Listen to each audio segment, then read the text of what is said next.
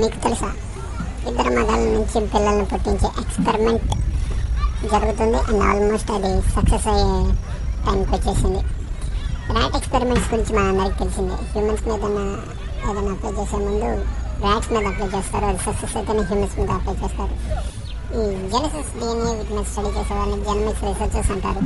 వాళ్ళు 20 years back 2 women rats నుంచి ఒక పిల్లని ఫాదర్లెస్ పిల్లని పుట్టించారు అండ్ అది సక్సెస్ అయింది. అలాగే 2016లో 2 male స్పర్మ్ సెల్స్ నుంచి అది ట్రై చేశారు.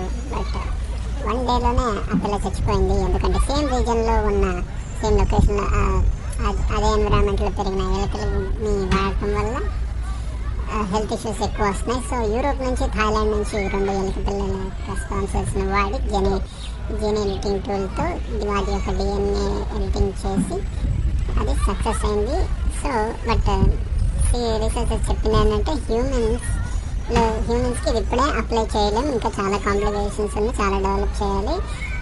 ప్రస్తుతానికి ఇది ఒక మంచి ఫీట్. దీని తర్వాత ఇంకొన్ని ఎక్స్పెరిమెంట్స్ చేసి తర్వాత చాలా ఎగ్స్ కావాల్సి వస్తుందంట హ్యూమన్స్ మీద. మనకి పనిచేస్తుందో లేదో తెలియడానికి. సో ఇంకొంచెం టైం పెట్టే అవకాశం ఉందన్నారు. దీని గురించి ఇంకా ఎక్కువ డీటెయిల్స్ తెలుసుకోవాలనిపిస్తే Shanghai Jiao Tong University 2 male experiment అని సర్చ్ చేసి చూడండి.